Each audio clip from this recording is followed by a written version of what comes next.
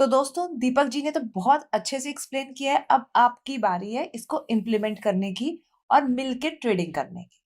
अभिषेक जी, जैसे आप लोग स्कैम्स की बातें कर रहे हो, तो आप मुझे एक चीज़ बताइए, जब मार्केट गिरती है, तो स्कैम एक्सपोज़ होता है या स्कैम हो जाता है, उसके बाद मार्केट गिरती है? एक्चुअली में हिस्टोरिकली जो देखा गया है, आप देखेंगे कि मार्केट सुप्रीम है। मार्केट को हर चीज़ पहले से पता रहती है और मार्केट अंदेशा देना शुरू कर देती है। प्रॉफिट बुकिंग है, कुछ भी हो। अपन हल्के-फुल्के अंश देखते हैं।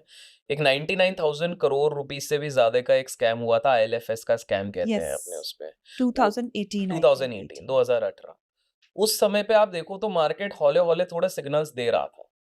अचानक से आपको एक दीवान हाउसिंग की कुछ खबरें आने लग गई थी। अचानक से आपको दिख रहा है कि उस समय पे हमारा 4th largest private sector bank था, उसके इर्द-गिर्द कुछ खबरें आने लग गई थी।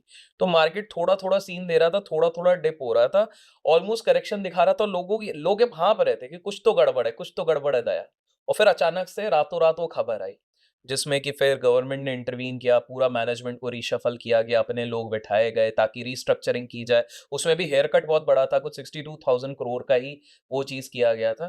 तो आप यहाँ पर एक चीज़ देखिए कि मार्केट को अंश पहले से मिला, मार्केट सिग्नल पहले से दे रहा था और उसके बाद स्कैम कहीं न कहीं एक्सपोज़ हुआ।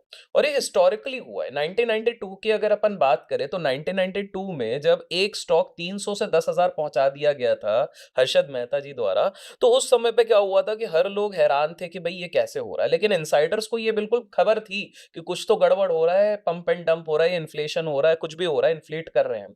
उसके बाद जब देख रहे थे कि हर स्टॉक ऊपर भाग रहा है, जिस प्रकार का रिटर्न चल रहा है ये सस्टेनेबल नहीं होगा। तो ये पता सबको था, फिर अचानक से एक पीक आउट हुआ, तो पहले डिप होना थोड़ा बहुत शुरू हुआ, फिर अचानक से वो जो सारे गरिमाएँ बाँधी गई, जो कि आप लोग सीरीज़ में देख सकते हैं स्कैम 1992 में, और उसके बाद आप सभी को पता है क्या हुआ। और सेम अगर आप देखते हैं ऑलमोस्ट जो हमारे 2015 और 16 में चाइना से एक क्राइसिस आया था, जिसको चाइनीज़ क्राइसिस बोलते हैं, क्योंकि चाइना का मार्केट उस 1 साल में 150% उनका इंडेक्स बढ़ गया था, 150%। और अचानक से पहला सिग्नल क्या आया, मार्केट पहले 3% गिरा वहाँ से।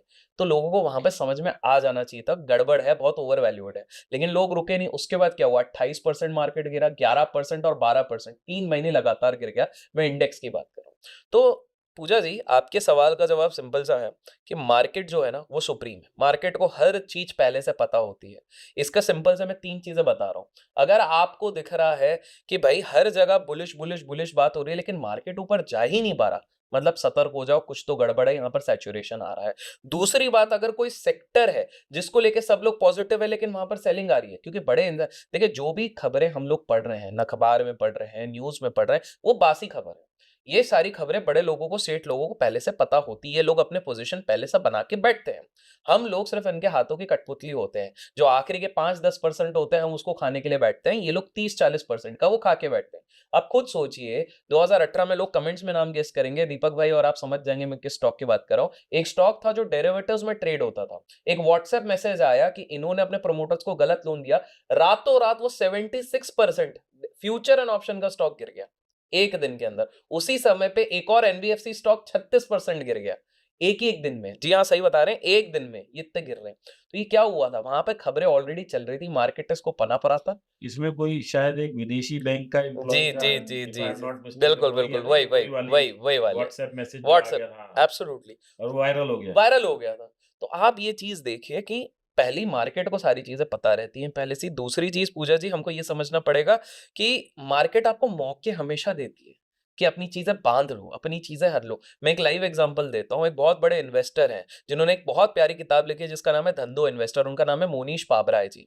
मोनीश पाबराय जी से एक बार इंटरव्यूअर ने पूछा, पैसे कमाने का तरीका बताओ। बोले, मैंने सिर्फ़ लाइफ़ में 3 ही चीज़ करी है, कॉपी करा और कॉपी करा और कॉपी करा। किसको? वॉरेन बफेट सर को। उन्होंने कहा, उनका एक फ़ॉर्मूला है, वो कहते हैं कि हमेशा जब भी मैं बेट लेता हूँ, बेट मतलब पैसा लगाता हूँ, तो सबसे पहले मैं बहुत कम बेट लेता हूँ। अगर लेता हूँ तो बड़ा साइज़ में लेता हूँ, क्योंकि देखिए, बोलना बहुत आसान है। देखो, मैंने एक स्टॉक लिया और उसने 800% का रिटर्न दिया। सवाल ये उठता, आपने कितना पैसा लगाया था? आपने लगाया ही ₹100 है, तो वो 800 जाए या 8,000, कोई फ़ायदा नहीं है। आपका कितना परसेंटेज आपने लगाया था? तो वो कहते थे, मैं सिलेक्टेड स्टॉक्स ही लेता हूँ, बड़ा एक्सपोज़र भी लेता हूँ और डाइवर्सिफ़ाई करता हूँ। ये 3 चीज़ें उन्होंने कही थी। तो मोनीश पाबराय जी ने हमारे देश में एक स्टॉक पे इन्वेस्ट किया हुआ था। उसका नाम था रेन इंडस्ट्री। उन्होंने 22 से 24 के बीच में इसको इन्वेस्ट किया था।